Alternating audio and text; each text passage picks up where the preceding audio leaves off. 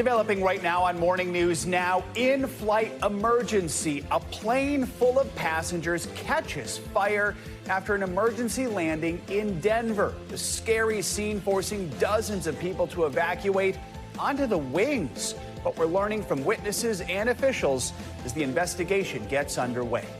Also this morning, controversy on Capitol Hill just hours from that midnight deadline to keep the government up and running. There is nobody in the world, nobody, who wants to shut the government down more than Donald Trump and more than Elon Musk. We should not give it to them. The surprise stance by Senate Minority Leader Chuck Schumer that has his own party divided. And back to work, 2 federal judges ordering the White House to reinstate thousands of fired employees. Plus, more financial fallout. Stocks sink again as President Trump threatens additional tariffs against the European Union. We'll have the very latest. And check, please. Yeah, it's a growing debate over a digital age dilemma. Diners split on how the bill is split at a group dinner. We're going to unpack the problem with a manners expert. Could the payment apps meant to make things easier just be making things worse?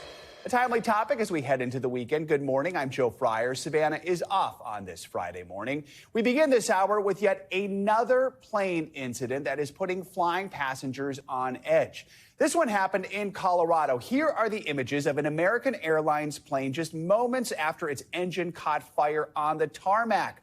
The flames were sparked after the plane made an emergency landing at Denver International Airport.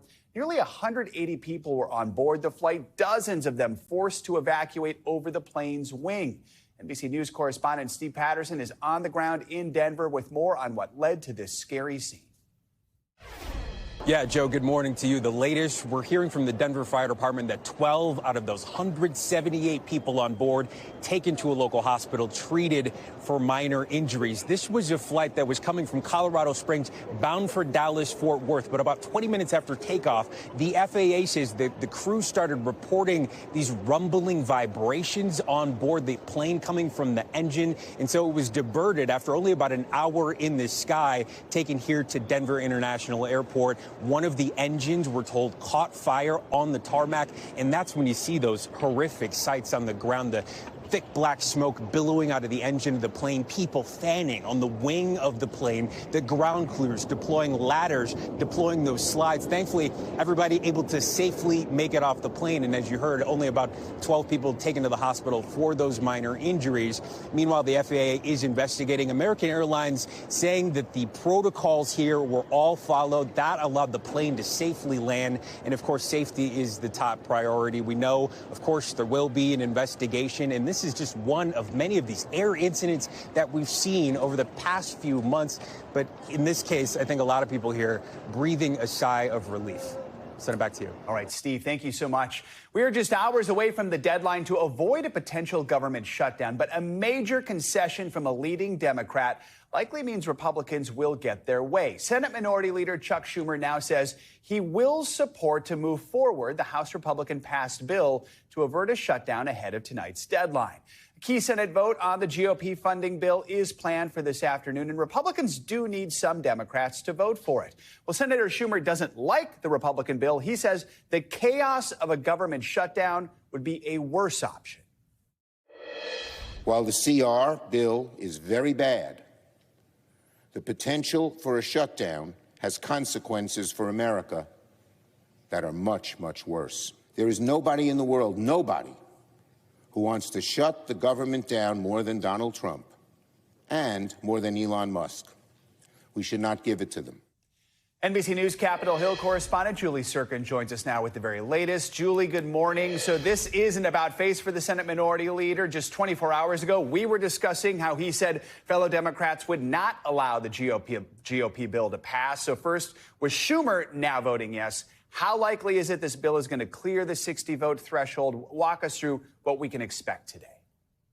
Well, he said last night that he, as leader, has to make the difficult decisions that would then allow those in his party who maybe publicly were saying that they would vote to shut it down, but privately were very concerned, and they were, to come forward and to vote, at least for that first procedural step, to get on that bill and effectively avoid a government shutdown. Leader Schumer was also asked about this by our own Chris Hayes last night, because this really was a stunning reversal after just 24 hours before. He said that they would not be voting for this bill. The Republicans don't have the votes, to then suddenly saying that he would avoid a government shutdown. This is what he said. Watch. Under a shutdown, it is the executive branch, in this case Trump, Musk, Doge, and Vogt, who's head of the OMB, who we all know are authoritarians, vicious, nasty, who would have sole control over what is funded and what isn't. They get to determine what is a, quote, essential service. I knew I'd get criticized, but I felt obligated for the country, for my Democratic caucus, to the people. You know, aside from progressives, there were really no Democrats who were saying any of these options are good. They were stuck between a bad option and an even worse option. It just depends for that Democrat which one was worse in the moment. But certainly at the end of the day, Leader Schumer deciding it's not worth picking the fight and shutting the government down. Yeah, and Schumer said right there he knew he would get criticized. This is creating a lot of drama within the Democratic Party, right? I mean, talk about some of the political pressure that Schumer's facing. Oh, he's facing a ton of pressure. I mean, the way that he played this strategy from the beginning was confusing to folks, because I asked him on Tuesday, 2 hours before the House voted and ultimately passed this interim funding bill, what is your strategy? That is already after Senate Democrats began to engage in their first debate. I'm told Schumer there, just for the first time, expressed confusion over his strategy, or not certain over which way he would go. Democrats then became frustrated. Look, they're split on this decision. They are not united on this at all, because Democrats historically have not been the party of shutting the government down. However, the Democratic base has been so energized and so excited by the fact that their elected representatives in the Senate would fight back in this moment, really their only opportunity to do so since the election. The problem is they're just not united in their strategy. A government shutdown, as Leader Schumer said, would be devastating. It is never a winning issue, not when Republicans did it, and not if Democrats tried to force it now, especially given that Democrats have historically been the party of avoiding government shutdowns. And really, this continuing resolution to keep the government open, maintain status quo spending levels, doesn't really do the kind of things or the kind of cuts that Doge, Musk, and Trump are eyeing. That's going to come down the line. And of course, in a situation where Democrats don't have the votes and don't have the power to stop it. Yeah, this bigger picture discussion certainly far from over. Still, though, Julie, if this spending plan passes, let's talk about what's in it. Will Americans see any significant changes? Well, it maintains status quo spending levels. In a couple of hours from now, we will kind of get through that first procedural vote. It takes 60. That is why Leader Schumer committed to voting for it. It probably unlocks those 7 or 8 other votes, because they are definitely there. It would have put them in a worse position if Schumer decided not to vote for it, because then they wouldn't have any cover. In terms of this bill, it maintains Biden-era spending levels, as you saw on your screen. It adds a couple of billion to defense, takes away a couple billion from non-defense programs. Democrats are frustrated about that.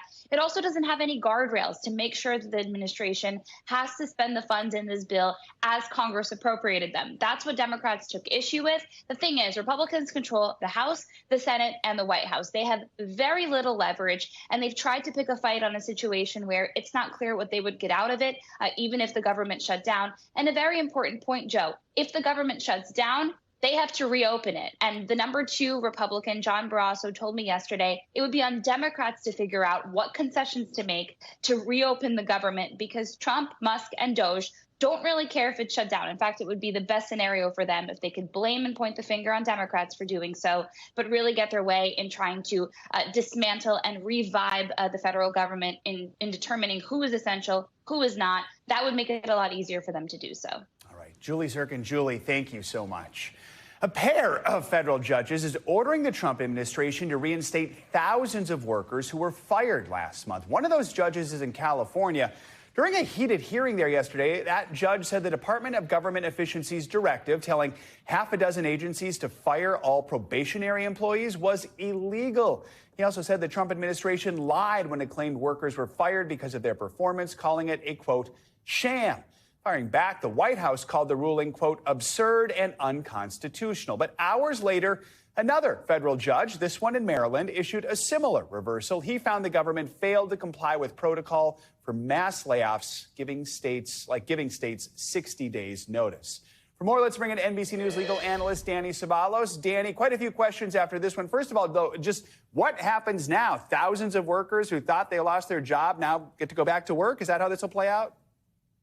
Yeah, interesting to see how this will actually play out in practice. But the courts have ordered essentially two different kinds of injunctions. Really, one is a longer kind, an injunction until the litigation is resolved. And then the other is what we call a TRO, a temporary restraining order. These are usually very short, a matter of 2 weeks, and then the issue can be revisited. But either way, the idea is preserving the status quo, preserving the situation it was before the case was filed. So I should add, in addition, in the Northern District of California, that judge is very interested in getting some high-level members of the administration in for depositions. The government, the administration, is resisting this, arguing that other administrations have always sought to protect their high-level employees or appointees from depositions and discovery. But this judge, at least from the bench, appeared pretty serious about getting these individuals in and getting discovery out of them. Yeah, and when you hear words like sham and gimmick, it seems like both judges had some strong language here. Were they both essentially on the same page in their different decisions? I mean, what were their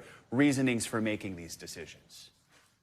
Yes and no. I mean, consider this, for example, the Maryland case, the plaintiffs aren't really even the workers themselves. This is an interesting theory. It's the states that are saying, hey, look, there are these federal laws that apply to mass layoffs, and they're designed to protect the states. We, the states, have to take care of these people after they lose their jobs, they lose their income. They are going to apply for benefits. And for that reason, you have to give us states notice, and you didn't do that. And then, of course, one of the other theories is more straightforward. It's basically that you can't say that you're terminating thousands of employees based on poor performance when you've articulated 0.0 poor performance reasons.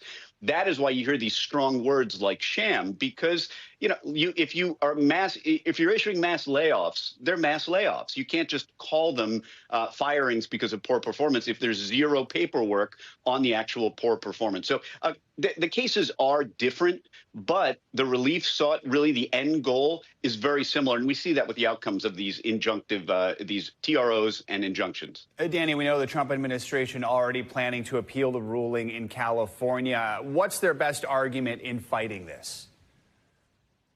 I mean, straightforward, it would just be that as the administration, they're empowered to do that. They're empowered to have reductions in force, and that they did it properly. And it's the executive's prerogative how it handles its own agencies. That's probably their strongest argument. That will be the gist of it. And that even if they may have violated some notice requirements, the end goal is, and be back to the drawing board, they'll just make sure they comply with the notice and still go through with the reduction in force. That is probably the biggest threat to these federal employees or former federal employees who find themselves in a lot of doubt about their future. Yeah, a lot of limbo right now for them. All right, Danny Ceballos, thank you so much. It was another bad day for the markets on Thursday. Investors fear the president could be opening up a new front in the ongoing trade war. This time, the president is threatening a major response against the European Union after it announced retaliatory measures against America's steel and aluminum tariffs. NBC senior White House correspondent Gabe Gutierrez has the latest. President Trump showing no signs of backing off his new tariff threat. We've been ripped off for years, and we're not going to be ripped off anymore. No, I'm not going to bend at all. The president calling the European Union hostile and abusive as he threatens 200% tariffs on European alcohol coming into the U.S. if Europe does not drop their new 50% levy on American whiskey. We sell no cars to Europe. I mean, virtually no cars. And they sell millions of cars to us. It's like a one-way street with them. The European Union is very, very nasty. All after the president Wednesday slapped 25% tariffs on imported steel and aluminum. The president was totally annoyed that the Europeans did this, and so you're going to hear back from someone who emotionally cares about America. Publicly, the administration projecting confidence, touting lower inflation, and both egg and gas prices coming down. But privately, NBC News has learned the stock market slide has Republicans concerned. Two people familiar with the discussion say officials at the White House's National Economic Council have indicated fears it could be difficult to rebound quickly from a downturn.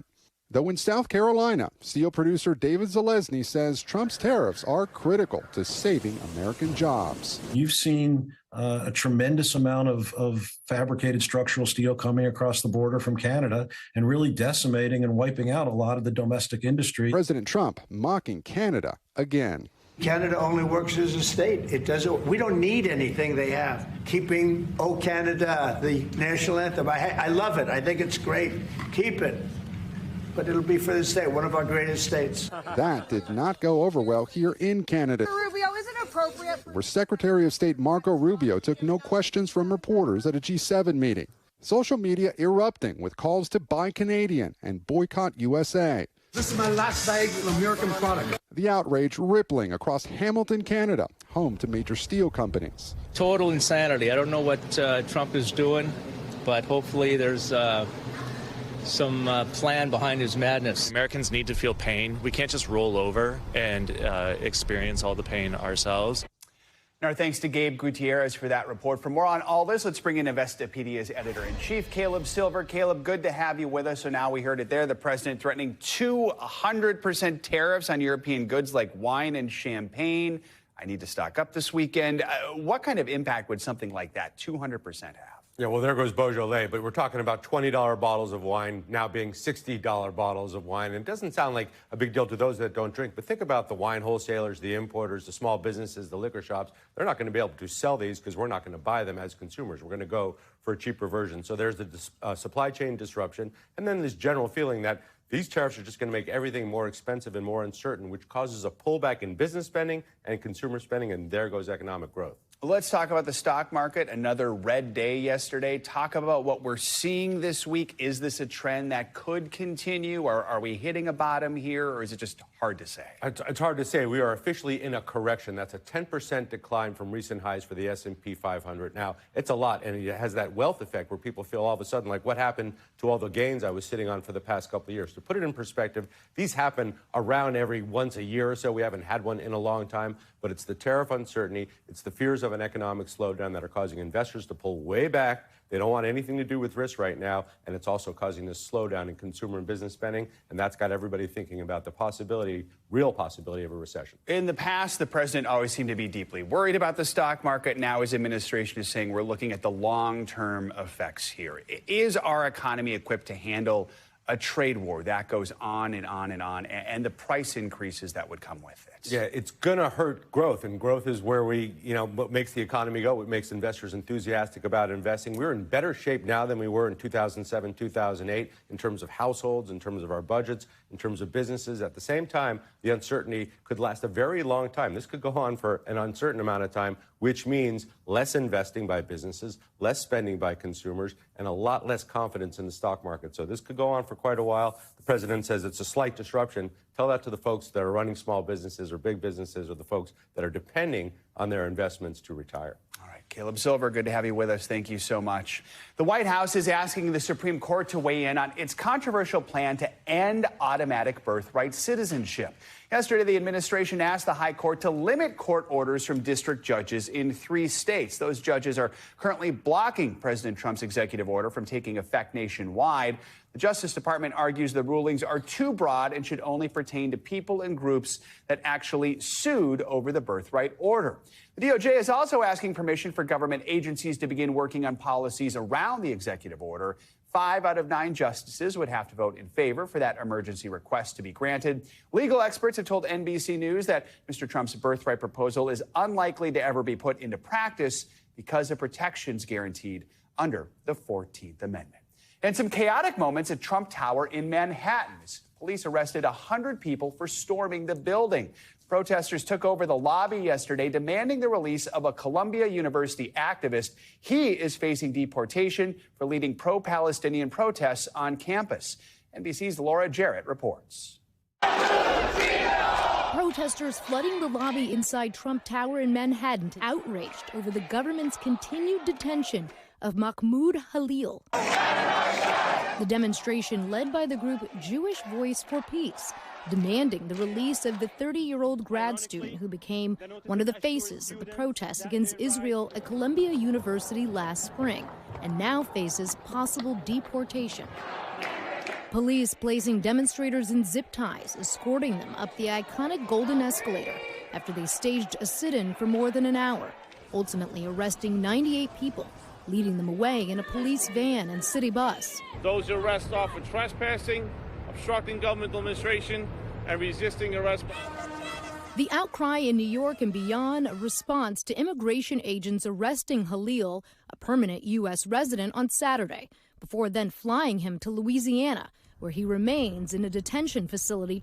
The Trump administration invoking a rarely used provision of immigration law in order to deport him, deeming him a threat to U.S. interests for supporting Hamas, which his lawyers deny, saying he's been charged with no crime and they've seen no evidence against him. I think he's angry. I think he's confused and scared. His deportation on hold for now as the Trump administration continues the fight in court.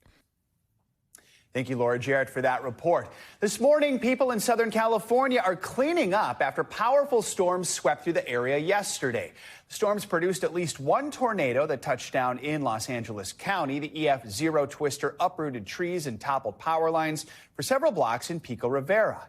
In Orange County, crews had to rescue a man who was clinging to a tree after his SUV ended up in a fast-moving creek. He was airlifted to safety and was not seriously injured.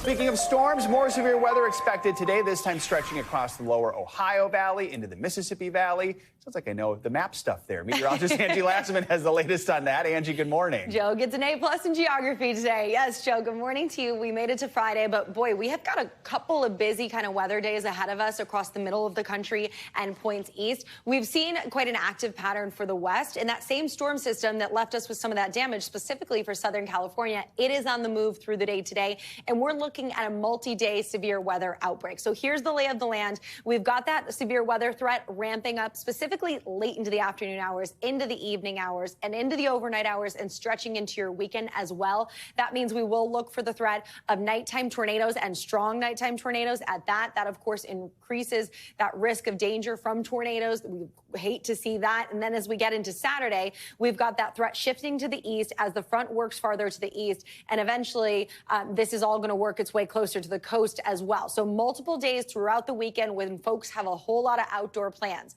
Here are the threats that we're currently looking at. Right now, we've got a whole lot of people under these wind alerts, 74 million people, and we've got high wind watches, high wind warnings, and wind advisories, and essentially from the northern plains to the southern plains, out to parts of the Ohio Valley. This means that we're going to look for those wind gusts up to 70 miles per hour in some spots. Look at Lubbock. We're expecting this here through the weekend, 71 miles per hour, even parts of Kansas, looking at mid to upper 50s. We've got St. Louis, high 40s. This means we'll likely see some widespread power outages and some damage, trees down, limbs down, etc. But we're also going to probably see some flight delays and cancellations. So if you're traveling across especially the middle of the country today or even into tomorrow, make note. And on top of that, we see this elevating that risk for fire starting and spreading because we've got such strong winds and the air is, of course, quite dry behind that system. And on top of it, our vegetation is dry. We need some of the rain across this region. So we could be looking at a wildfire outbreak. Specifically, notice what we're seeing in the red. That's Kansas City, including Oklahoma City, Lubbock, San Angelo. These are locations that we will watch for, again, fire to start and spread quickly through the day today. As we look ahead to the afternoon hours, specifically and into tonight, we'll see the potential for kind of severe weather stretched across basically the Ohio Valley down to the Gulf Coast. It looks like St. Louis right in the bullseye of that. But even if you're watching from Des Moines or Kansas City or Memphis, Jackson, all of these locations, Indianapolis, Chicago, have the potential to see some of these strong tornadoes developing. EF2 to EF5 is what we're looking at. You can see Peoria, St. Louis, Memphis, all included in that. And on top of that, wind gusts could be potentially up to 90 miles per hour with that baseball-sized hail. So this will be something we watch into the evening hours tonight. And again, overnight, make sure you have a way to get those alerts. Tomorrow, not letting our guard down because that system shifts farther to east. Now we've got 52 million people in that severe weather threat risk area. for your Saturday plans. Again, the strong long track tornadoes are possible, EF2 plus, and those damaging winds. Not quite as large for the golf ball size hail, but Joe, we finally get a little bit of a break by Sunday, but still we're looking at a slight risk for the East Coast. So just a really busy couple of days, and folks need a way to get those alerts. No kidding. And tonight, though, in Florida, things look okay, right? Yes, all right. indeed. That is some good news, because that brings us to our next story. The countdown is on in Florida. NASA's SpaceX Crew 10 set to launch later this evening. The 4-member crew was originally scheduled to head to the International Space Station on Wednesday. That launch was scrubbed because of an issue with the hydraulics on the pad. Now they're set to try again around 7 o'clock tonight. Of course, if that happens, astronauts Butch Wilmore and Sonny Williams, who have been living on the ISS for several months longer than planned, will finally return to Earth. That would likely happen sometime next week.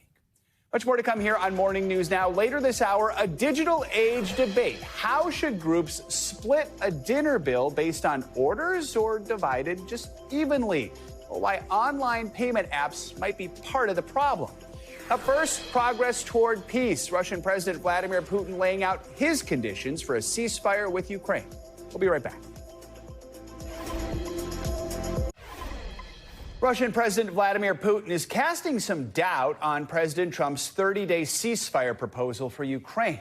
Putin did say Thursday that he is ready for a pause in the fighting, but he suggested Ukraine would need to accept further conditions before any agreement could be reached, adding that a phone call with President Trump may be in order. NBC News chief foreign correspondent Richard Engel has the latest. With each passing day, it is ever more clear that Ukrainians and President Trump see this ceasefire, see this entire conflict very differently. President Trump said that even though President Putin is not carrying out the ceasefire plan, President Trump is hearing encouraging signs. President Putin said that he wants more details, that there are conditions that he has, that things he wants to know from President Trump, perhaps directly in a phone call, before he can agree to a 30-day cessation of hostilities. Ukraine has already accepted the proposal, saying that it is ready to stop the fighting today. It will stop on land, in the air, at sea, all military activities if President Putin agrees to do the same. President Putin, however, is not agreeing to do that. He says that he wants to hear clarifications. He doesn't want to stop the momentum on the battlefield, where he claims that Ukrainian forces are pressing ahead. He doesn't want to lose their competitive advantage. And Ukrainians say that what Putin is doing is simply finding excuses to extend the war. And the war is still being carried out. Just today, Russia carried out several strikes in the city of Kharkiv, also in the city of Kherson. We just came back from Kherson, where Russia carried out an attack on a residential center. We visited a neighborhood, private homes that had been bombed by a Russian glide bomb. Rescue teams were on the site cleaning up debris. I spoke to the owner of one of the houses that had been hit, and he said that Putin is a liar, and he doesn't understand why President Trump seems to be favoring him. And in his opinion, President Trump is trying to extract concessions, putting pressure on the victims of aggression, Ukrainians, and not pressuring Putin, the aggressor. All right, Richard, thank you.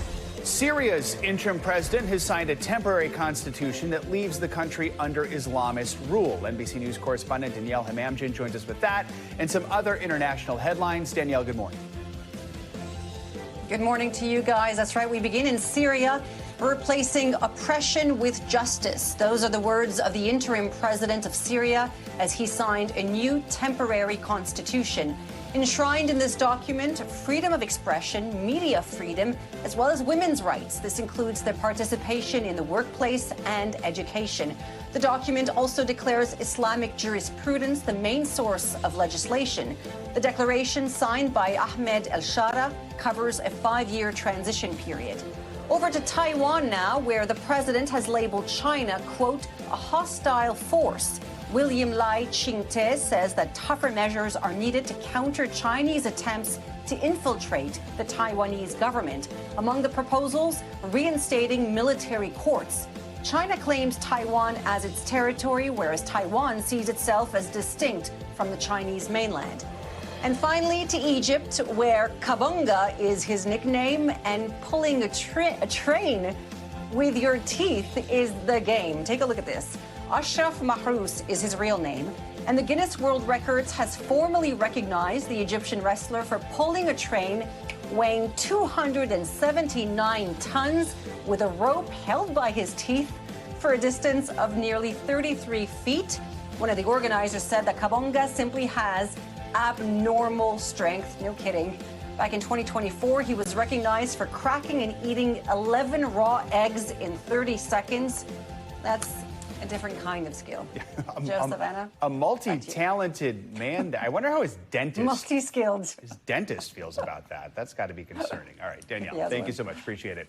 Coming up, armed and ready. Residents of a small Ohio neighborhood taking matters into their own hands. If somebody broke into your home, you call the police, and the police says, you know, if they do it again, we haven't broken any law, so we're just going to allow them to break into your home again. What would you do? Up next, why this group of armed civilians says they have no choice but to protect themselves. You're watching Morning News Now. Welcome back. In Ohio, some residents of a majority black neighborhood have formed an armed civilian watch group. They did this after a neo-Nazi rally was held on their streets last month. NBC News Now anchor Morgan Radford spoke to some of the people in the group about why they feel it's necessary, and a warning: some of the images you are about to see may be offensive. These aren't police officers or soldiers. We're business owners. Your fathers, your sons, daughters. These are civilians, members of the Lincoln Heights Safety and Watch program. It's a duty. Okay, let's go. The duty, protecting their neighborhood, the majority black village of Lincoln Heights, Ohio. After neo-Nazis held a rally here last month, carrying rifles, waving swastikas, and hurling racial slurs, just moments before children were let out of school.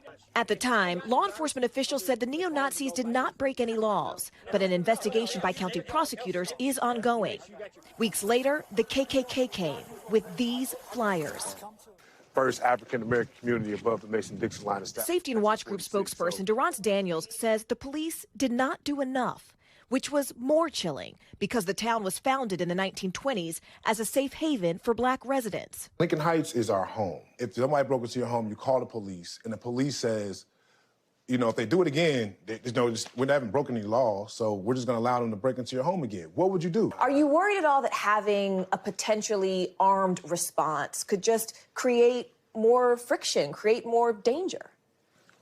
I'll answer that by saying I've never felt safer as a black man in my community than I have right now. The mayor of Evendale, which oversees the police force that responded that day, said in a statement to NBC News, "Our emphasis on de-escalation and public safety resulted in the incident's resolution without injuries to any of the persons involved." But residents here say they can't afford to wait.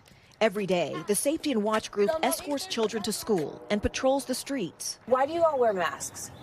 Those Nazis, we have reports of them finding our backgrounds, so we're not hiding ourselves from the residents, but we're protecting our family for what we're doing out here. While many locals do support the security group, some, like business owner Eric Ruffin, say they wish the group wasn't needed. We don't want to become what we hate. You know, we don't want to become a group of people that walk around feeling like we have a reason in America to have to protect ourselves. And this community? Stand up. Stand up. Is not backing down. Morgan Radford, NBC News, Lincoln Heights, Ohio. A woman who says she survived years of sex abuse that started when she was just 12 years old may finally get some justice. A grand jury in Oklahoma indicted former megachurch pastor Robert Morris on 5 counts of lewd or indecent acts with a child. The alleged abuse happened more than 40 years ago. NBC's Antonia Hilton explains why prosecutors say the statute of limitations does not apply in this case.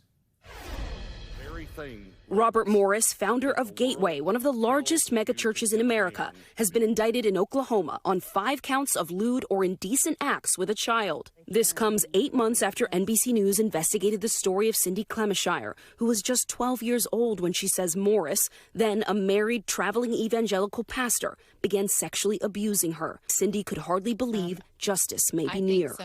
I think most victims think this day will never come. She says Morris began abusing her on Christmas Day, 1982. He started by touching my breast and putting his hands in my pants. Do you remember what he would say to you, what he'd tell you? Well, the very first time he told me, you can't tell anyone because it will ruin everything. The Oklahoma Attorney General Gentner Drummond, who's known Cindy her whole life, spoke exclusively with NBC News, explaining the statute of limitations didn't apply to Morris, thanks to an old statute stopping the clock for people who don't live in Oklahoma. If you are a victim of child abuse, one, my heart goes out to you. Two, if it occurred in the state of Oklahoma, contact me. Let's not assume that we cannot bring your offender to justice. In June, Morris admitted to the Christian Post that he had inappropriate sexual behavior with a young lady and resigned. But for years, he had been alluding to past transgressions in his sermons. I was very immoral, and I was immoral a lot. Morris and his attorneys have not responded for comment. Gateway Church told NBC News they are grateful for the work of the justice system in holding abusers accountable for their actions. My message is always going to be to come forward, to speak up. It's the only way we'll ever stop child sexual abuse. Cindy prays that other victims see their day in court, too. Antonia Hilton, NBC News.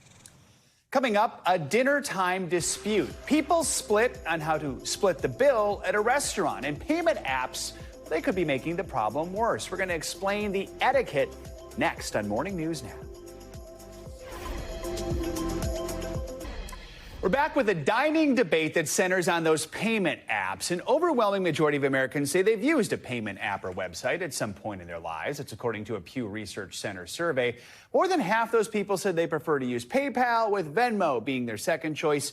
They say these apps can make splitting payments among friends easier, but situations can sometimes get tricky when not everyone agrees on how to split the bill. So we've got etiquette expert and author Thomas Farley joining us now to bring some mindful manners into the equation. Thomas, good to have you with us. So let's start with, when it comes to using these apps to split the bill with friends, what are some important best practices for people to keep in mind?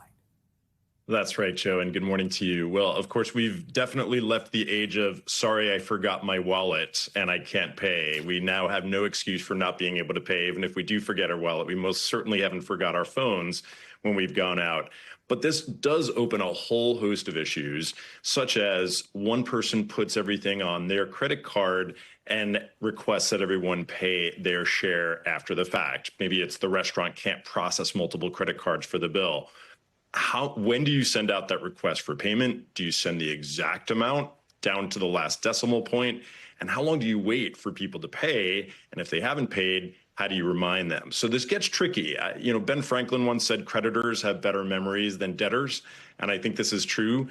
If somebody owes you money, you will remember it till the day you die. You owe someone money, you may not remember that the next day. So it does get a little bit tricky, especially if it's not handled immediately and handled the right way. Let's walk through some scenarios here. So if someone's in a situation where a friend does owe them money for maybe a concert, drinks, a meal, what is the best way to follow up about a payment?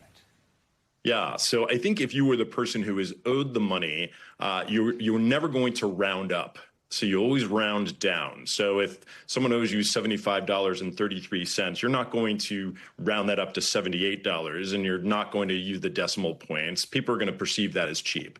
So somebody owes you some change, don't worry about the change, you round down. But the person who owes you the money, I think a nice thing for them to do is to round up. You have that conversation in the moment. So don't do a guerrilla tactic where kind of passive aggressively someone thinks you were treating them, and 3 days later you send them a Venmo payment request. This is definitely not the way to do it. So they shouldn't be caught by surprise. This should be a conversation that's had in person in the moment, and then the person who owes you the money should be paying immediately afterwards. All right, so friend groups, especially folks in their 20s, they usually have some sort of income level disparities. Some people make more money, others make less. What should you do if the activity that's suggested is too expensive, or the group wants to split it evenly, even though one person ordered the $50 special and you ordered the $18 hamburger? Yes, Joe, and I get this question consistently, and you're absolutely right, especially young people just starting off. They probably don't have too much disposable income, but there are those disparities that you mentioned.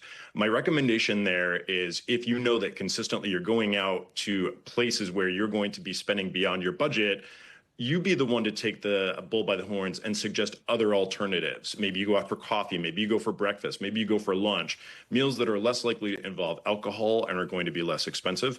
Also, if it's a dinner, maybe it's a birthday dinner and everybody's going to be treating, enlist a buddy at the table who can speak up on your behalf. Hey, Joe only had a soup. Why don't we all cover him? Or, let's have Joe put in the tip. That way you don't feel like you're the one having to speak up on your behalf, seeming cheap. Somebody else will do it for you. I like that. Have an advocate on your behalf. Some great advice there, Thomas Farley. Good to see you. Thanks for joining us this morning. Likewise. Thank you, Joe. All right. In other money news, perhaps a bit of a perplexing headline. Elon Musk's company Tesla is actually sounding off on the Trump administration's ongoing tariff push. CNBC's Bertha Coombs joins us with that and some other financial headlines. Bertha, good morning. Hey, Joe. Yeah, you remember earlier this week, President Trump showed his support for Tesla, bringing out a slew of them at the White House. Well, about that, Tesla is warning the Trump administration that tariffs could actually make it more expensive for the company to build vehicles here in the U.S. A letter sent to the U.S. Trade Representative's office this week said these actions shouldn't conflict with goals to increase and support domestic manufacturing. President Trump is considering significant tariffs starting next month on vehicles and auto parts made outside of the U.S. Wholesale egg prices are falling fast this month on signs that the bird flu is easing and producers can start to catch up on production. But don't expect to find those lower prices at the grocery store just yet. Remember, prices take the elevator up and the stairs down. The USDA says wholesale prices dropped by more than $1 to $6.85 a dozen last week, but the price consumers are paying still rose 10% from January to February, according to the latest CPI data. Analysts say there's usually a 2 to 3 week lag between wholesale and retail prices, and that could remain high because of increased demand as we look ahead to Easter.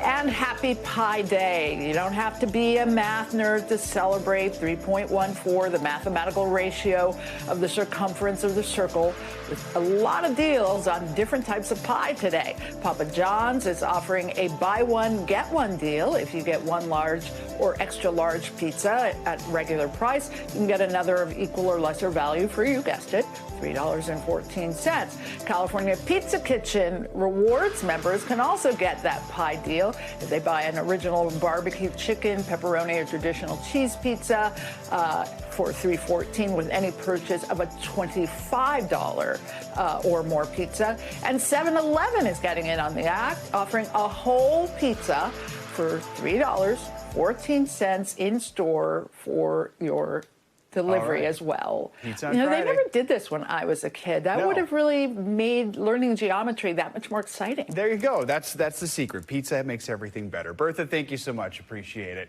All this talk about pie pairs nicely with our next story. Monday is St. Patrick's Day, and we want to take you to a one-woman bakery that's introducing New York City to some traditional Irish treats. During the pandemic, Mary O'Halloran was on the verge of losing her pub when she started selling Irish scones and soda bread using an old family recipe. Well, now they are the talk of the town, and she can't keep them in stock. NBC News correspondent Maya Eaglin went to try them out.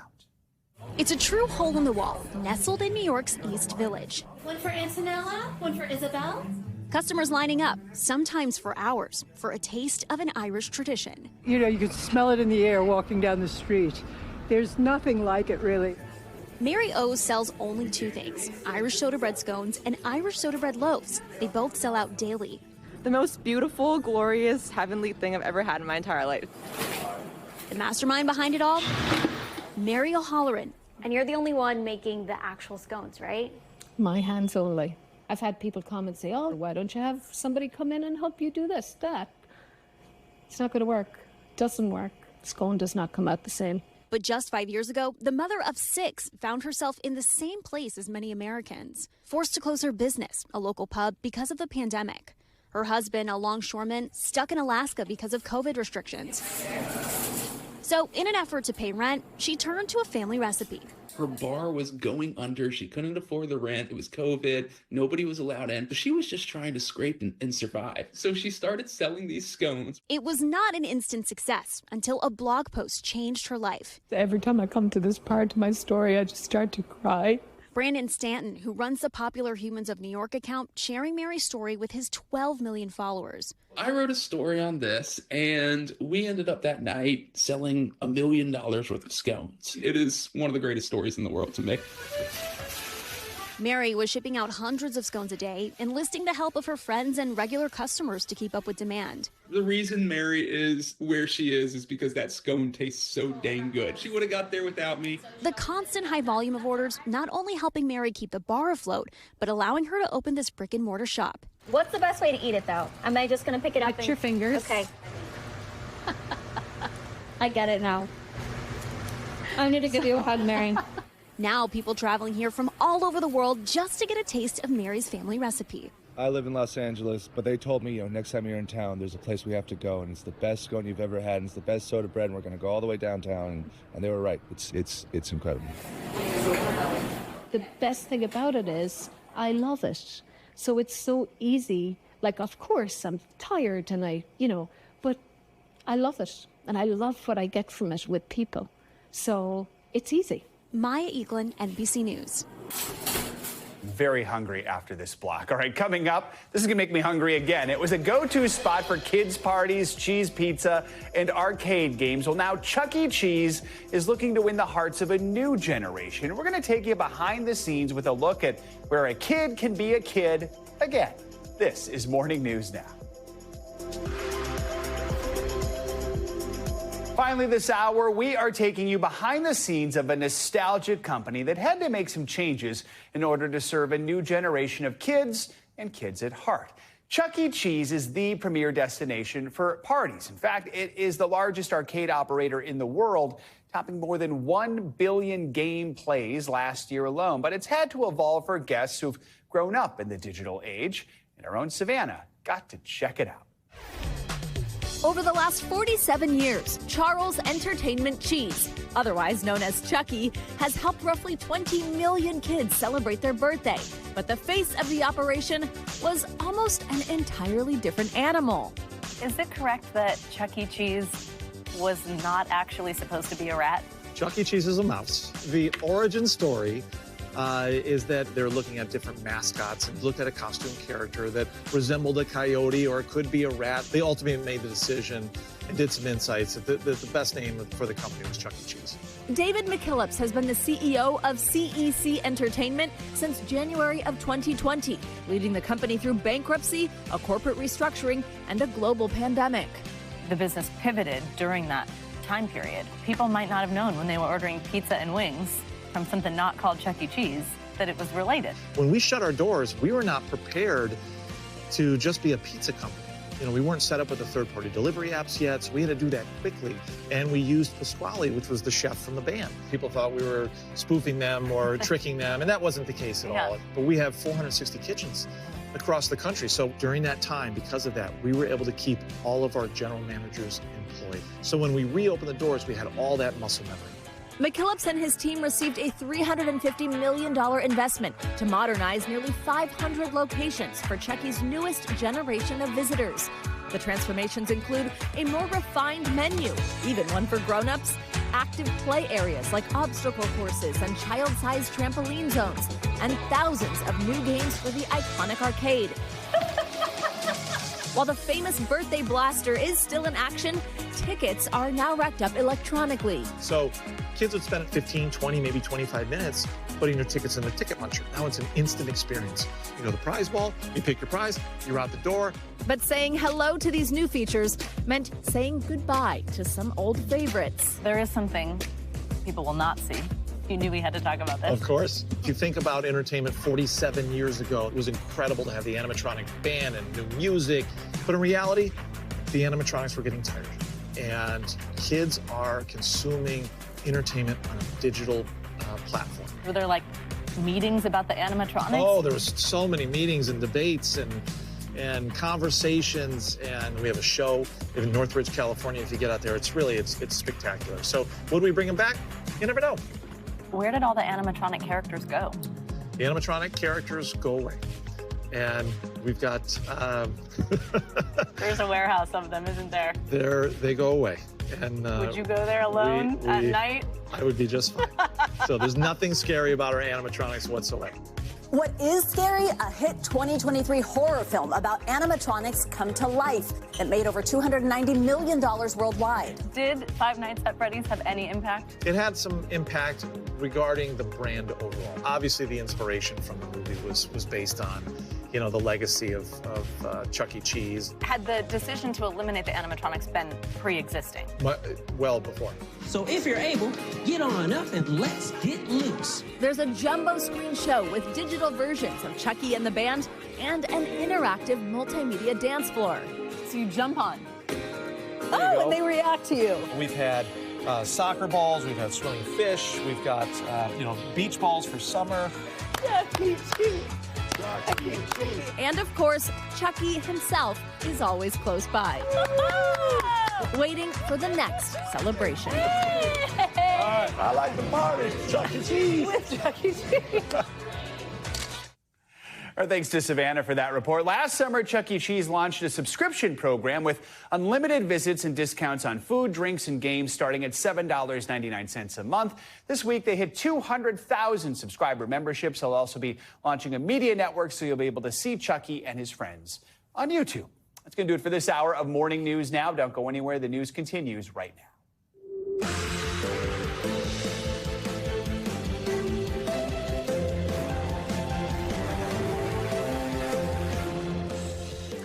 Good Friday morning. I'm Joe Fryer. Savannah is off this morning. Right now on Morning News Now, the final countdown. Just hours to go until a potential government shutdown. Now, Senate Minority Leader Chuck Schumer changing his tune, saying he won't stand in the way of a Republican funding bill. But will it make it to the president's desk in time?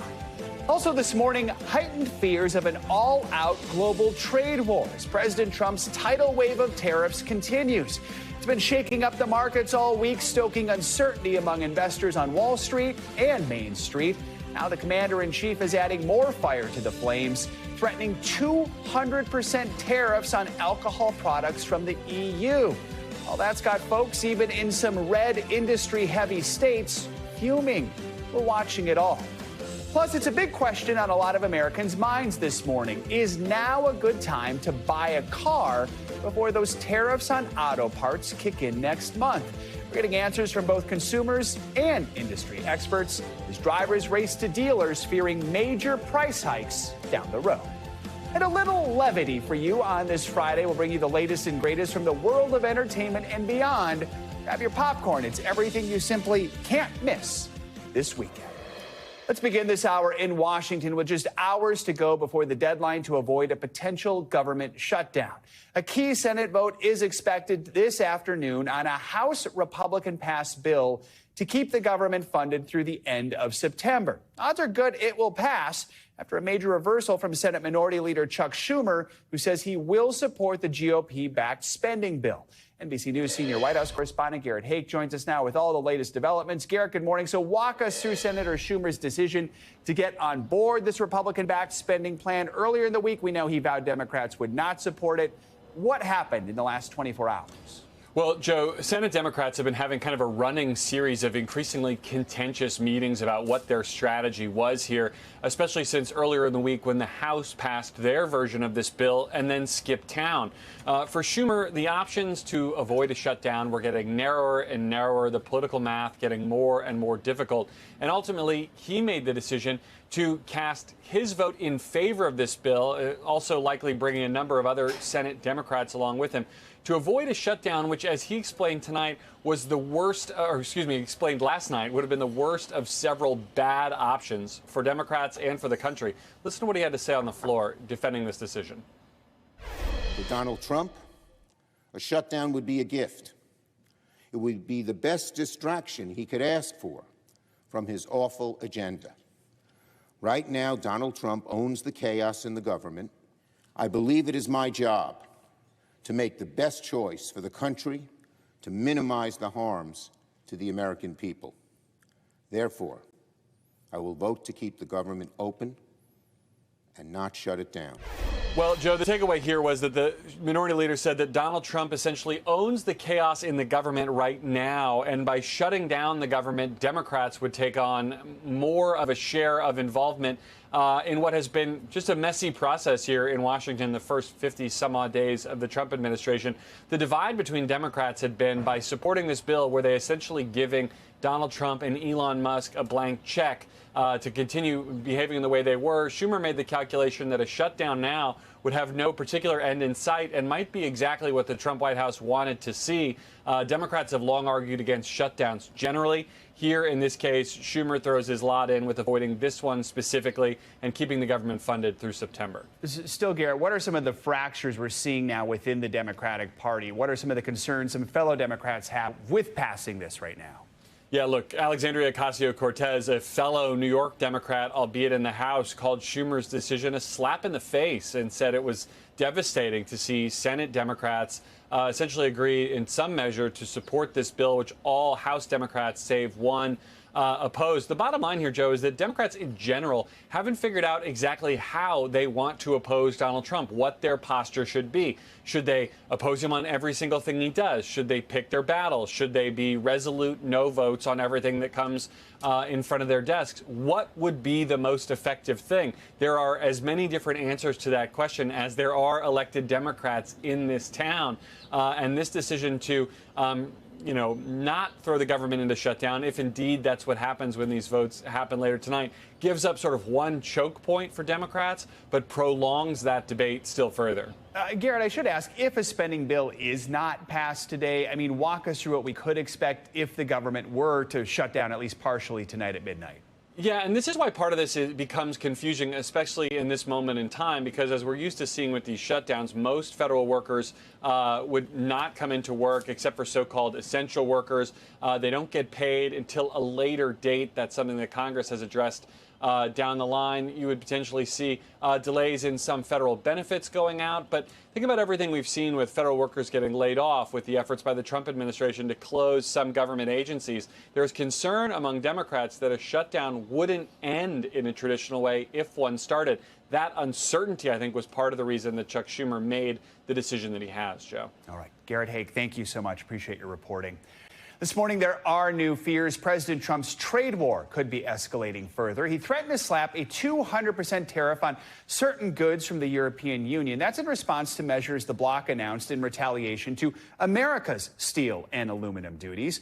The growing rift over trade pushed markets further into the red on Thursday, deepening a three-week sell-off that has roiled Wall Street. NBC News business and data correspondent Brian Chung joins us now. So walk us through the latest on this trade spat. 200% tariffs on some items. What would that be? That's a huge impact for some businesses. And we'll get this. It's going to be specifically on alcohol that we import into the United States from European Union. And in many cases, those are going to be wine products. So if you parse out wine, obviously a lot of it that we bring into the United States comes from those European Union countries. The top 3 of the 4 countries that we bring in wine from are in Europe: France, Italy, and Spain.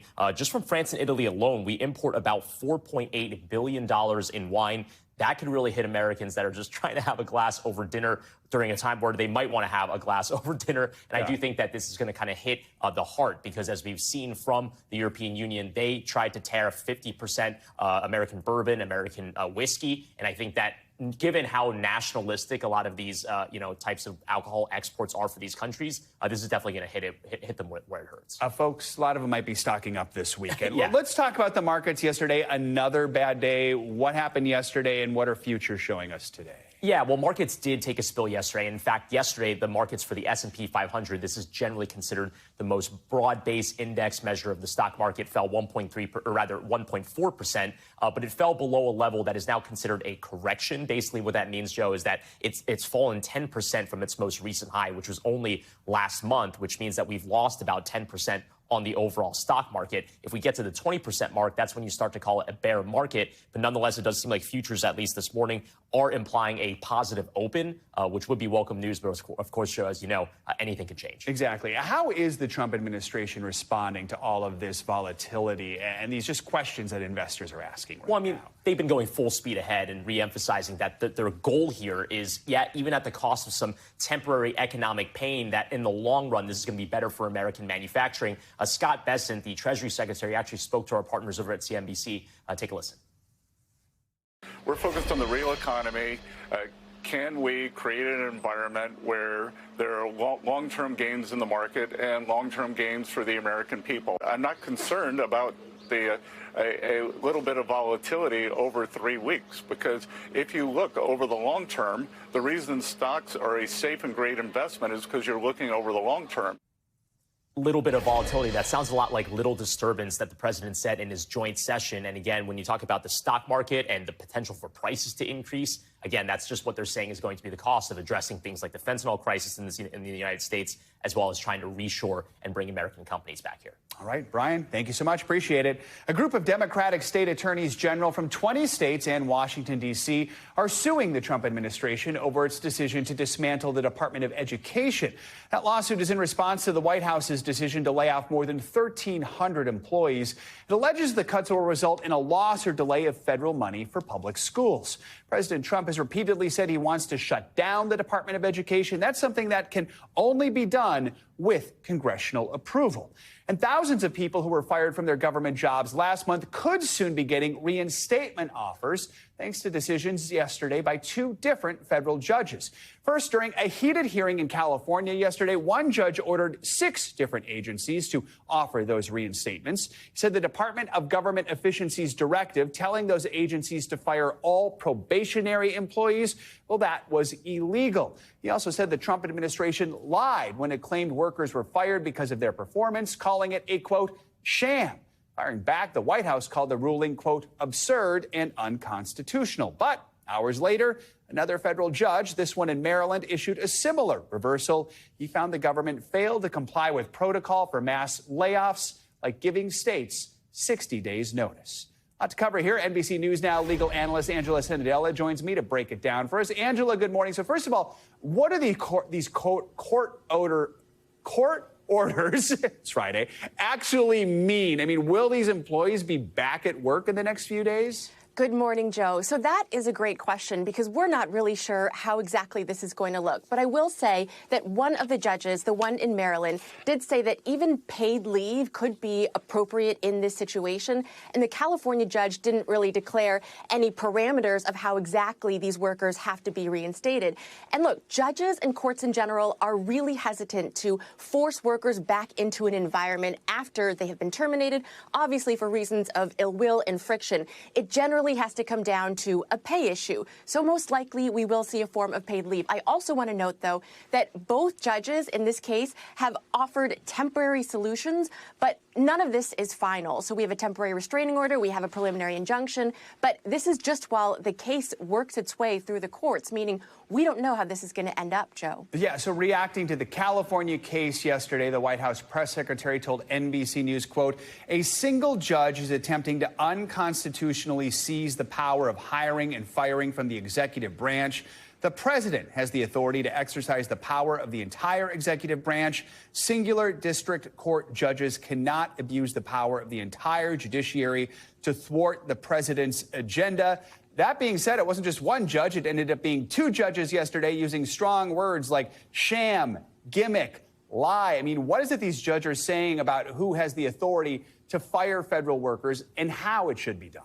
So it's interesting. I actually believe that these can both be consistent in a crazy way. So I don't think the judges were actually saying the executive branch of this country has no authority to fire workers or to reduce the workforce or to lay people off. It's really just a question of how they did it, because there are laws in place that require the government to follow certain procedure if they are firing people or laying people off. So again, ultimately, these individuals, if the executive branch wants them eliminated, they will be eliminated. But in California, the issue was that, well, the executive branch just used this personnel agency, this human resources branch, and didn't have the actual agencies do it directly. But given that the actual agencies are part of the executive branch, eventually, if the executive branch wants this done, it will be done. So ultimately, Trump and his administration is going to get their way, but the judges are saying that in the meantime, you have to follow procedure. You can't lie about how you're going about doing it, and you have to make sure to follow the laws in the process. Does it feel like all these layoffs and the issues surrounding them are destined for the Supreme Court in some form or fashion?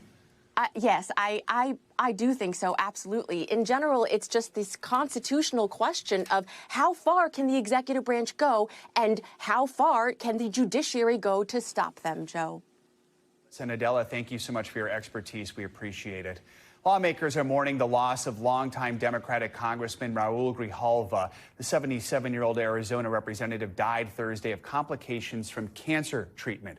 Grijalva first ran for office back in 2002 and won re-election 11 times. He was a leading progressive voice on environmental policy and climate change. He held top titles in both the progressive and Hispanic caucuses and eventually rose to become chairman of the Natural Resources Committee. Staff says he led that committee, quote, without fear of repercussion, but with an urgency of the consequences of inaction. His death leaves Democrats with just 213 seats in the House right now, while the Republican majority controls 218. Let's get to that breaking news overnight. An American Airlines plane caught fire after it was diverted to land at Denver International Airport. Take a look at these images. Passengers had to evacuate the aircraft hopping on its wing.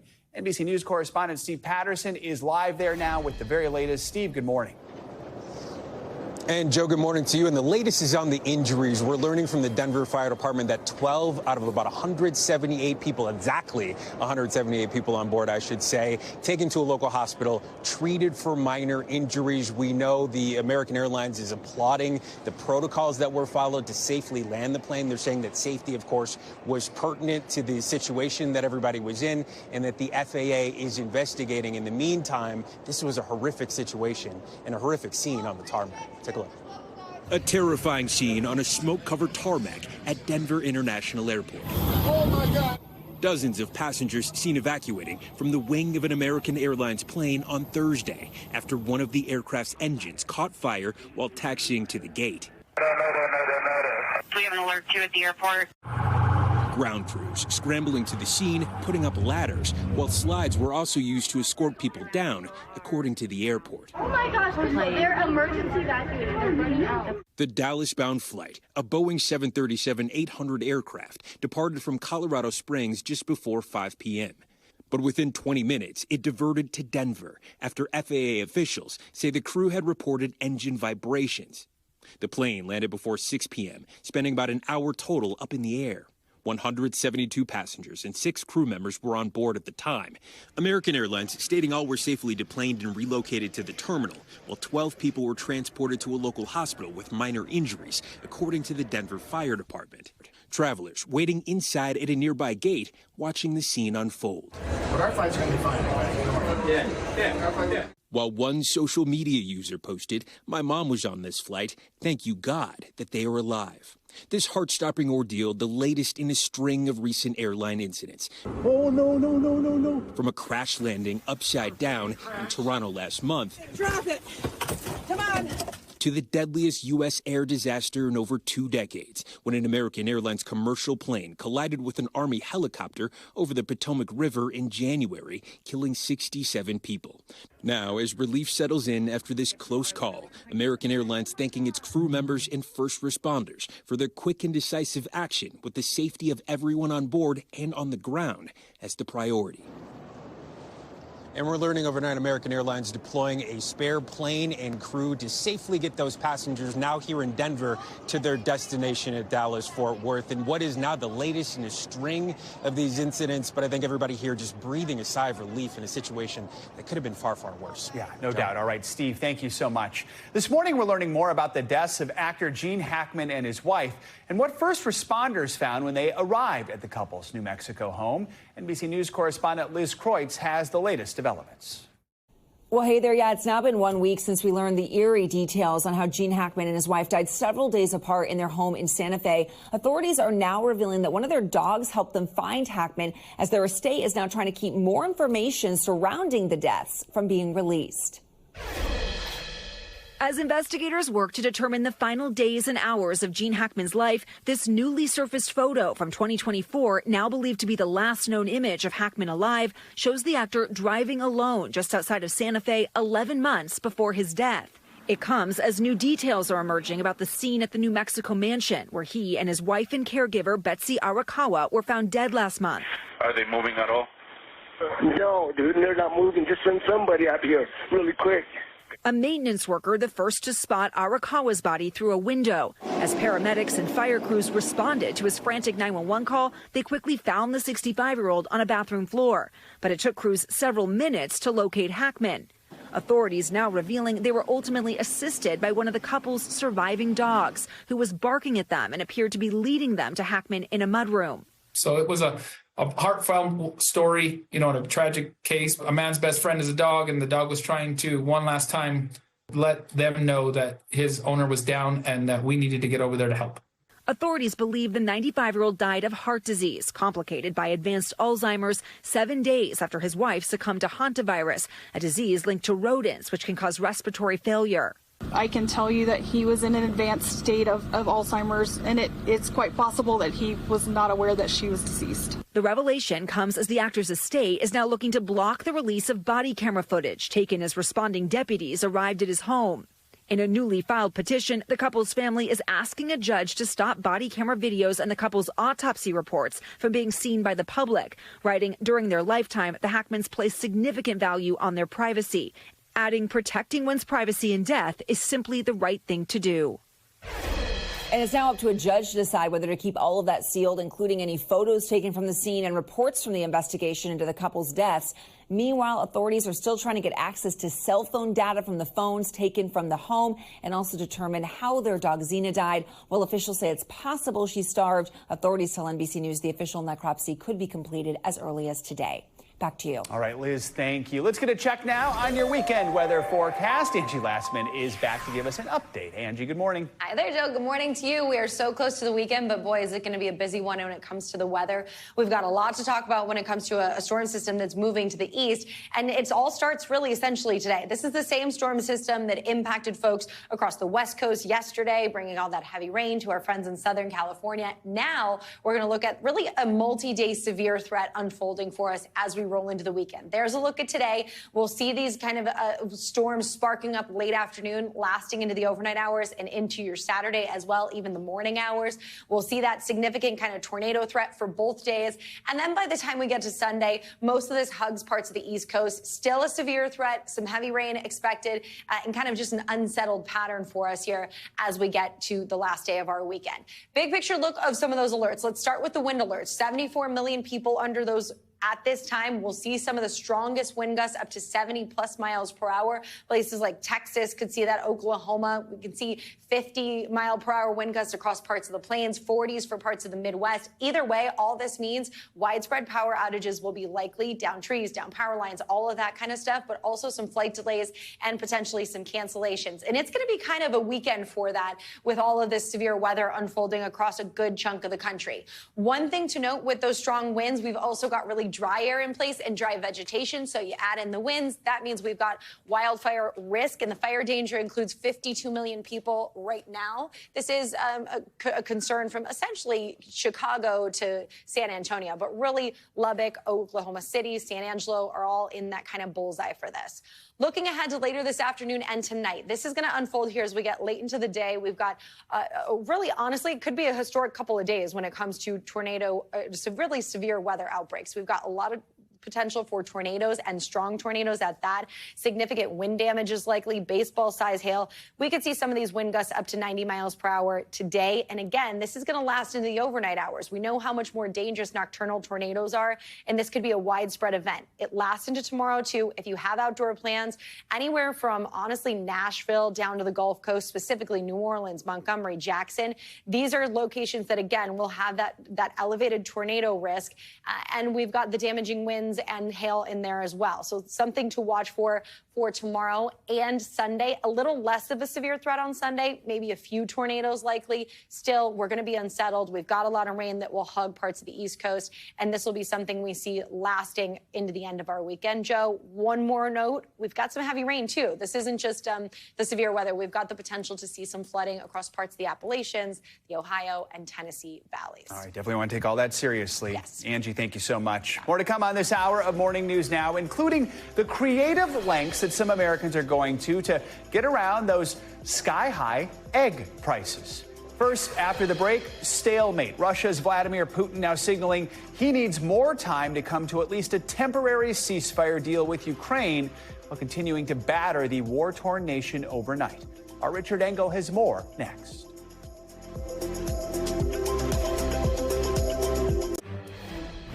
Breaking news this morning, Hamas says it has agreed to release Israeli-American hostages Eitan Alexander. Let's get straight out to NBC News International correspondent Matt Bradley, who's in Tel Aviv. Matt, what more are we learning about this development, and how did we get this breakthrough?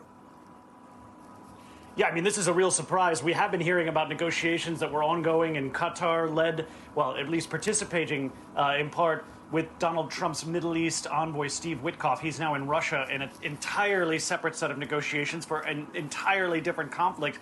But this new announcement from Hamas really is injecting rare optimism into these negotiations. We just heard the movement being Hamas, responded responsibly and positively and submitted its response this morning, including its agreement to release the Israeli soldier Eitan Alexander, who holds American citizenship, in addition to the bodies of 4 other dual nationals. Now, we have to be very, very calm about this. This is an exciting development, especially for these negotiations, especially for Americans who have been waiting for Eitan Alexander and the bodies of those 4 Americans to be returned home. But we still haven't heard from the Israelis. We don't know what Hamas is expecting in return.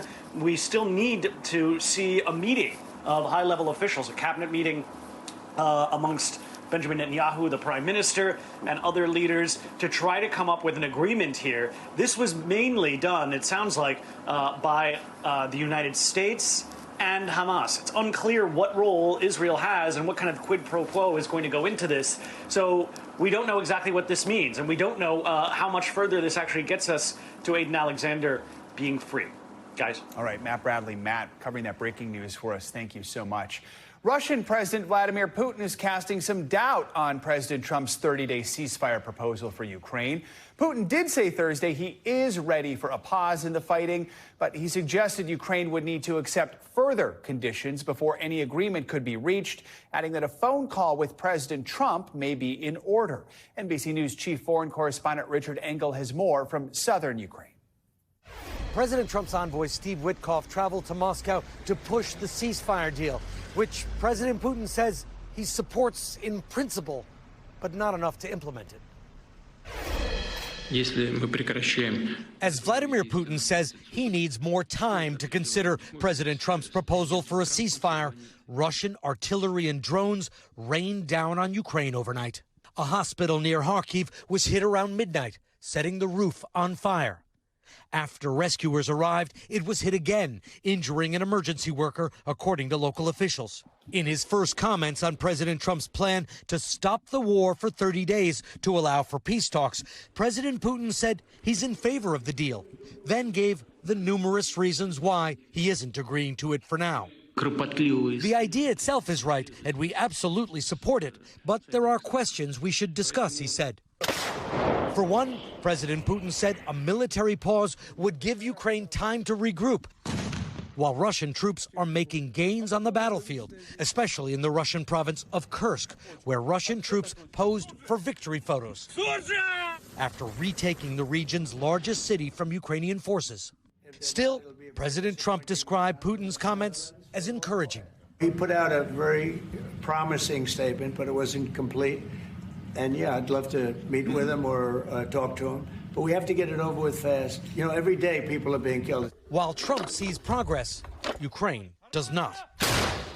President Zelensky called Putin's response deceptive, saying the Russian president wants to extend the war without specifically telling Trump no.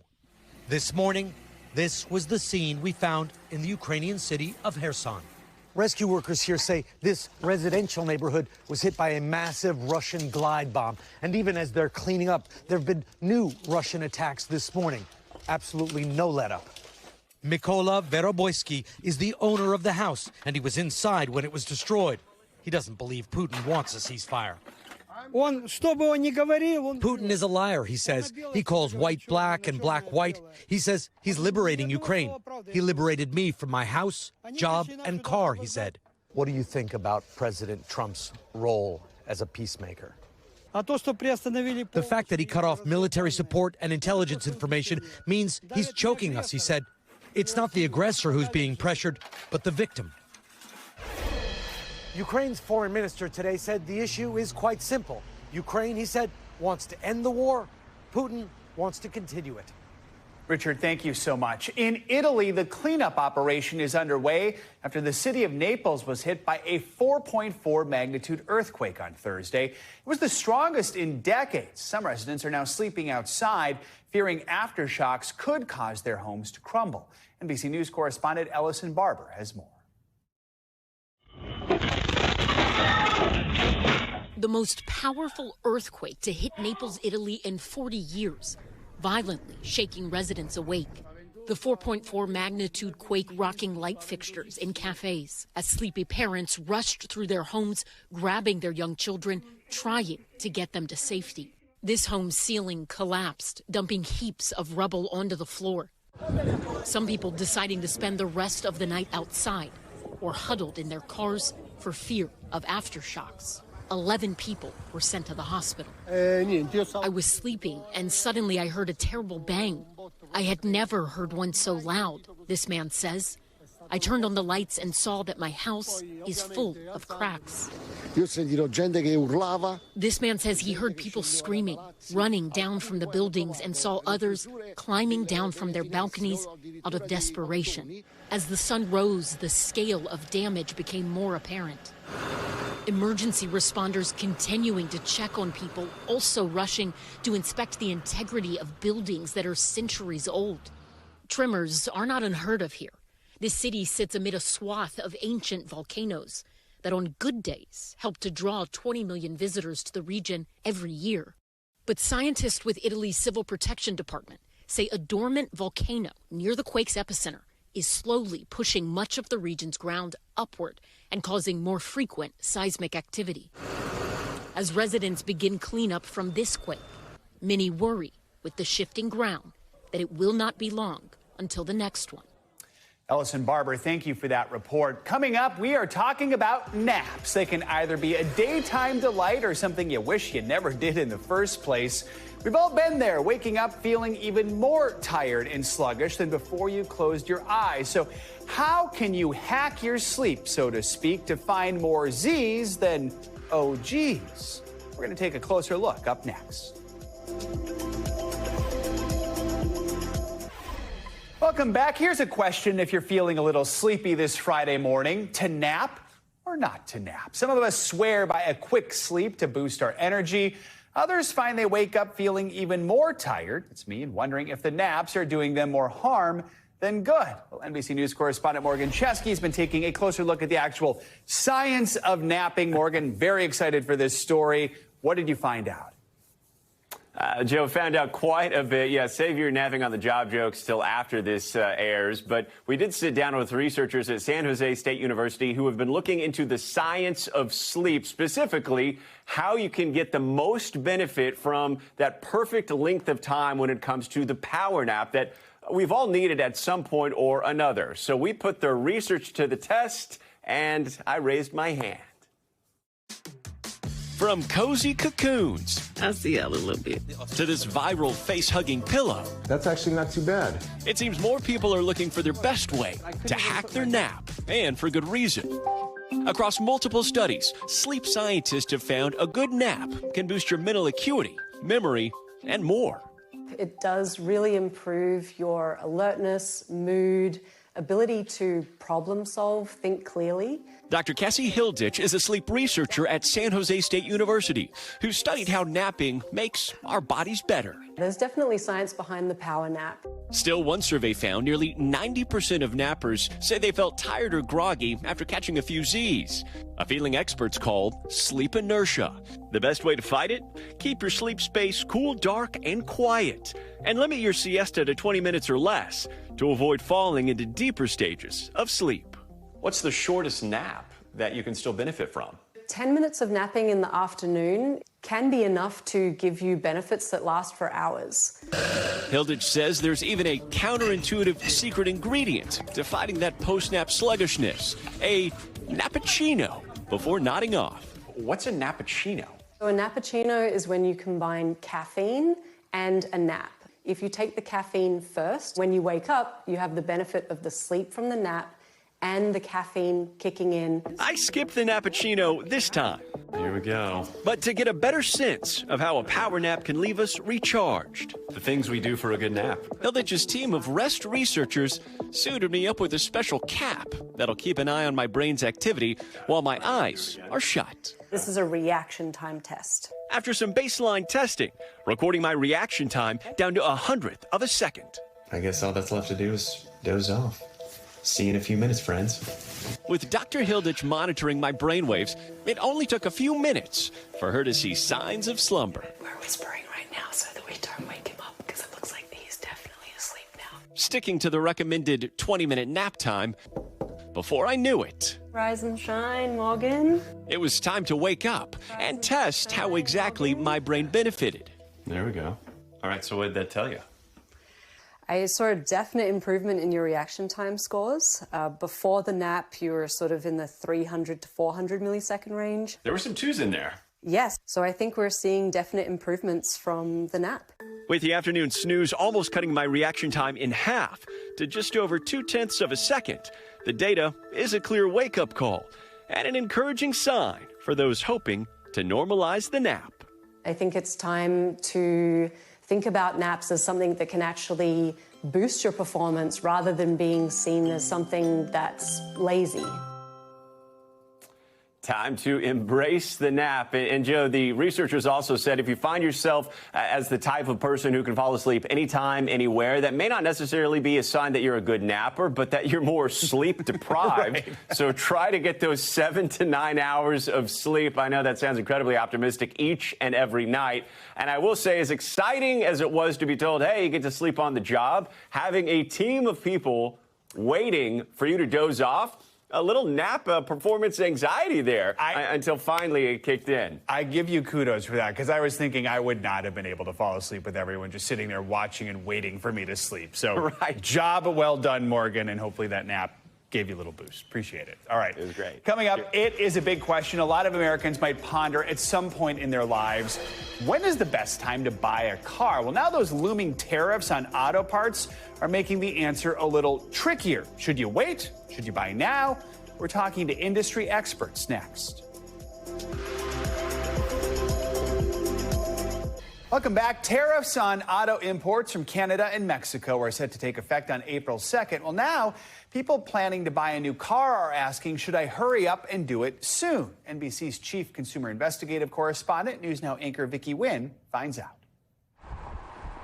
At Millennium Honda in Hempstead, New York, 18-year-old college freshman James Bailey says his family wants to replace the car they bought when he was born. My mom said, I'm not taking that kid home in a taxi because we were living in New York. And so she said, go buy a car. And he bought this. He's now eyeing the Honda Accord, assembled in Ohio, but with parts from Canada. Great reliability, great mileage. And he wants to buy sooner than later. Between new steel and aluminum tariffs and 25% tariffs on auto imports from Mexico and Canada set to start in April, one estimate says car prices could soon increase by as much as $12,000. What's your timeline? I mean, probably, well, my dad said probably around the summer, but, you know, if it's going up 10 grand by then probably pull the trigger now. General Manager Ravel Mejia says new cars that replace the ones on his lot now could have significantly higher sticker prices. Where do these cars come from? The Civic is a Canadian build. HRV is made in Mexico. Okay, if you have the Prologue, which is the electric vehicle over there, is made in Mexico as well. So none of these cars are made in America completely? No. At what point do you think consumers are going to see prices going up? Well, I would say within a month or two. Cars.com editor-in-chief Jenny Newman says buyers shouldn't wait. If you're actively looking to buy a car, the time is now. She says look at new and used cars and consider affordability, overall cost of ownership, including insurance and gas, and the rates to finance cars. Really think through all the parts of vehicle ownership that are going to impact you in the long term. Terms that won't change, even if tariffs do. Vicki Nguyen, NBC News, Long Island. More money news now. Apple is working on a feature to help you translate an entire conversation with the help of your AirPods. CNBC's Bertha Coombs says that and some other financial headlines. Bertha, good morning. Hey, we're not sure exactly when this is going to happen, so if you've got a trip planned abroad, not sure if it'll help yet. But Apple is planning a new feature to allow AirPods to live translate conversations with people. Bloomberg reporting that it'll be offered as part of a software upgrade later this year. Rivals such as Google's Pixel Buds apparently have had this option already for years. Apple has offered its Translate app on the iPhone for 5 years now. Meantime, MGA Entertainment, the makers of Bratz and LOL Surprise dolls, is speeding up plans to move manufacturing out of China amid the trade war with the U.S., but not necessarily going to move it here. Reuters reports that MGA, a major supplier to Walmart and Target, is taking steps to shift 40% of its production to India, Vietnam, and Indonesia. The company says it may have to raise wholesale prices, and that, well, could hurt consumers because it has to pass those extra costs on to retailers. And Comcast and NBC Universal, our parent companies, will remain the U.S. home of the Olympics for another 11 years. The company, which is the parent of NBC and CNBC, signing a new $3 billion deal to broadcast the games through 2036.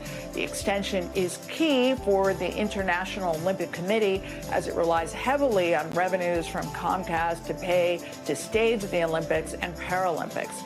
NBC Universal's coverage from Paris averaged about 67 million total viewers a day on its broadcast, cable, and streaming platforms. And you know what that means, Joe? That means CNBC perhaps again could be the home of curling. There you go. Which is what everybody cares about. I'm from Minnesota. I like curling. So there you go. Cynthia, Bertha, good news. I don't even know where Cynthia came from.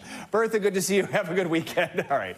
Some Americans have hatched a new plan to shell out less money for eggs. Instead of buying them at the store, they're raising chicks to lay the eggs. There you hear them. But now some pet stores say they are struggling to keep up with the demand.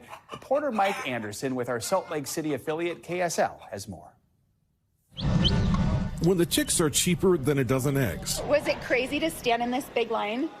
Uh-huh. Yeah. It was like, we took 1.5 hours to get to the chicken. People like Callie Adams are having to work through larger crowds to get to them. Oh, they are insane. Everywhere I've gone to get chicks this spring. She's not new to owning chickens. I love them, so I welcome everyone who wants to be a part of the chicken family. The sudden rush to get ahead of the bird flu impacted prices also taking some of the IFA stores by surprise.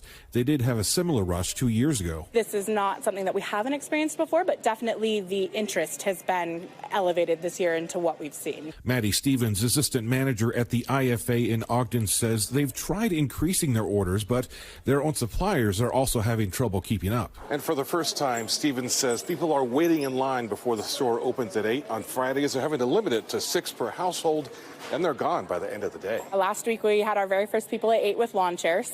Very content to kind of hang out for the day. It's been an interesting turn of events to have folks so dedicated to showing up early. And they're working to make sure everyone knows what they're getting into. They need a heat source, feed, electrolytes, and bedding for starters. It's definitely a commitment.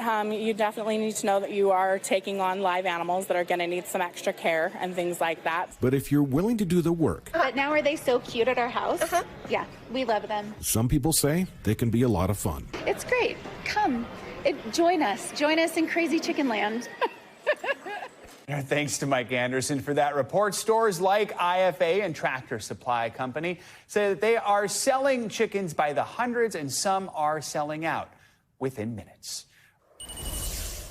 Finally this hour, it's Friday, which means it's time for your weekly can't-miss list, a roundup of all the movies, shows, and songs that you need to see and hear this week. And joining us this week to help us get through the list is Sloan Glass. She's an entertainment reporter and host of the American Homicide podcast. Good to have you back with us. We've got a lot to get through. There's a lot of great content out there right now. A lot of great TV shows and movies. Exactly. Yes. Let's start with a movie, Black Bag. Yes. That's an all-star cast. You got Cate Blanchett, Michael Fassbender, a former James Bond. What should we know about this one? Okay, so this is a spy thriller movie, and Joe, you know what happens when two spies are married to each other? Right, they fight. You have to choose between your love of country and the agency and your marriage, and it's all of those topics. A lot of Bond buzz around it because we have a little bit of a multi-generational, I can use the word loosely, reunion. Yeah, I'm fine with that, Because we have Pierce Brosnan in it and Naomi Harris, incredible cast, really fun movie that's supposed to be phenomenal. Yeah, I think a lot of people are into this one. Okay, you got Novocaine. That's an action comedy about a man who doesn't feel physical pain. So is it funny or is it painful? I think a bit of both. Okay. This is starring Jack Quaid. It's in theaters now. And that's exactly right. He has a neurological disorder. He can't feel physical pain. He can clearly feel heartbreak because the movie centers around Jack Quaid's character after the love of his life, this dream girl of his, gets kidnapped, and he uses that ability to not feel pain to go and rescue her. Oh, that's a great A lot concept of blood, for a show. too. A lot of blood. Yes, All right. but a bit of humor. But he's okay with it, I guess. All right. Let's take a serious turn here. We've got Adolescent, a 13-year-old girl arrested and charged with murder. This is one of those shows where it's like a real-time drama. It's that single, continuous take, which stresses me out when I see it because I always worry that someone's going to screw up. What should we know about this one? You have empathy. You have on-camera empathy. Anxiety, Like, yes, get it exactly. right this I'm so with you. It's the type of mini-series that if you like the style of 1917 or Birdman, then you are familiar with the continuous shot. And this is a mini-series on Netflix now about a 13-year-old boy following his arrest after being accused of murdering one of his classmates. Bit of heavy topics, but it's supposed to be phenomenal. 100% on Rotten Tomatoes. Oh, wow. Yeah, so it's supposed to be really great and very zeitgeisty, covers topics like the manosphere and what it's like to be an adolescent boy today. Okay, we've got about a minute and a half here, so let's try and whip through a few more here. Peacock has got a new limited series with Amanda Seyfried. She's a cop. What should we know about this one? I love her. This takes place in Philadelphia, out on Peacock now. Amanda Seyfried did a lot of great research. She was doing ride-alongs with police officers in Philadelphia based on a best-selling novel. She is investigating a series of murders and her missing sister. Netflix, The Electric State. Big budget, not big reviews. No. $320 million. Wow. Yeah, but I guess it cannot buy you good reviews or a good wig for Chris Pratt. But starring Millie Bobby Brown, and Chris Pratt, Stanley Tucci, 100 other names. Takes place in a dystopian version of the 1990s. Robots, people, missing people. All right. So if you're a fan of the graphic novel, We'll see if they can make some of that money back. And we got about 20 seconds here, but Chappell Roan, she's out with a new song. We actually heard it on SNL a few weeks ago. It's a country flair. This is a lesbian country anthem by Chappell Roan. It's phenomenal. I was listening to it all morning long since she debuted it on SNL in November. Had been waiting in anticipation for it to come out, and it absolutely delivers. Everyone will be line The Giver. dancing to it this weekend. The Giver. All right, Sloan Glass, great to have you with us. So much great entertainment to take in this weekend. We appreciate it. That is going to do it for this hour of Morning News Now. Don't go anywhere. News continues right now. Thanks for watching. Stay updated about breaking news and top stories on the NBC News app or follow us on social media.